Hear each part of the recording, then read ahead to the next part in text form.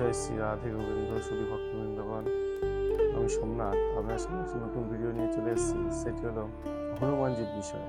তো হনুমানজির কথা কে না জানে? প্রত্যেকেই জানে হনুমানজির কথা। তো প্রত্যেকেই জানে হনুমানজি ব্রহ্মচারী, সবাই আমরা জানি। কিন্তু হনুমানজির সম্পর্কে আজকে ডিটেলসে জেনে নেব। আজকে জেনে নেব যে হনুমানজির কয়টি বিয়ে হয়েছিল। হনুমানজির 3টি বিয়ে হয়েছিল। তো কার কার সঙ্গে হয়েছিল, কি জন্য হয়েছিল, কখন হয়েছিল, এই বিষয়ে আমরা আজকে জেনে নেব। কিছু শর্তানুসারে ভিন্ন ভিন্ন মতের উপর বিশ্লেষণ করে বলা যায় যে হনুমানজির প্রথম যেটি স্ত্রী ছিল সেটি হলো সুবাচ্চালা। তিনি ছিলেন সূর্যকন্যা। যখন হনুমানজি গিয়েছিল সূর্যদেবের কাছে, তখন তার বিশেষ বিদ্যা অর্জনের জন্য পত্নীর প্রয়োজন ছিল, না হলে সেই বিদ্যা অর্জন করতে তিনি পারবেন না। তো তাহার কন্যা সুবাচ্চালার সাথে সূর্যদেব বিয়ে দিয়েছিলেন। কিছু মত অনুসারে হনুমানজির 3টি বিয়ে হয়েছিল। আবার কোনো কোনো মতে তিনি বিবাহিত ছিলেন না, বরং ব্রহ্মচর্য পালন করেছিলেন। তবে পরাশর সংহিতায় হনুমানজি ও সুবাচ্চালার কথা আমরা উল্লেখ পাই। অন্ধ্রপ্রদেশের খাম্মাম জেলায় একটি বিশেষ মন্দির আছে, যেখানে আমরা হনুমানজি, মাতা অঞ্জনা ও সুব্রচালার মন্দির আমরা পাই, যেখানে তারা একসাথে পূজিত হচ্ছে।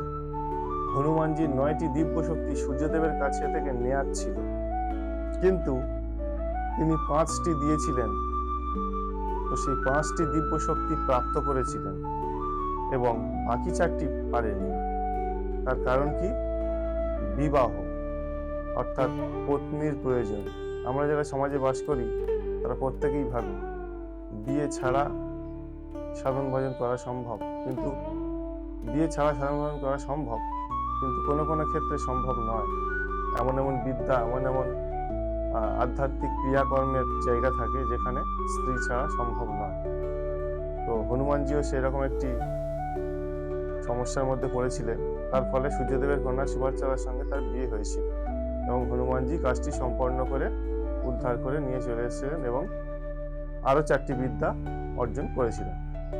এখন আমরা এবার আসবো হনুমানজির দ্বিতীয় স্ত্রী, অর্থাৎ হনুমানজির দ্বিতীয় স্ত্রী কে ছিলেন? হনুমানজির দ্বিতীয় স্ত্রী ছিলেন রাবণের নাতনি অলঙ্কুশমা। কিন্তু কেন? তো যখন যুদ্ধ হচ্ছিল তখন হনুমানজি বরুণের সহায়তা করেন এবং রাবণের পুত্র, নাতি এবং প্রত্যেককে বন্দী করে ফেলেন। পাশ অস্ত্র দ্বারা প্রত্যেককে বন্দী করে ফেলেন।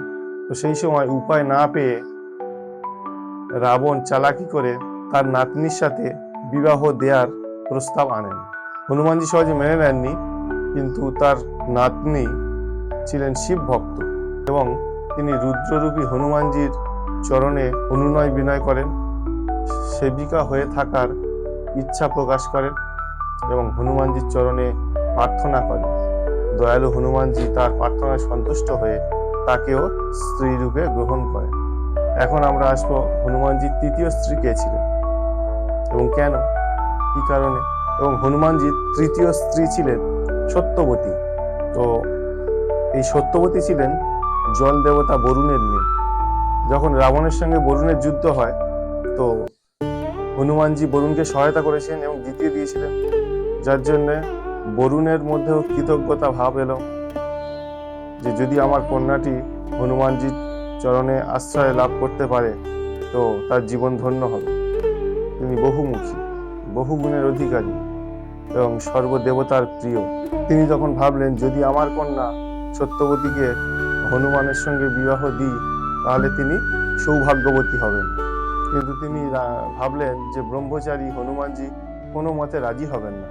তখন তিনি একটি বুদ্ধি করলেন, মাতা অঞ্জনার কাছে সোজা চলে গেলেন, অর্থাৎ মাতা অঞ্জনার কাছে প্রস্তাবটি রাখলেন এবং তার চরণে অনুনয় বিনয় করলেন।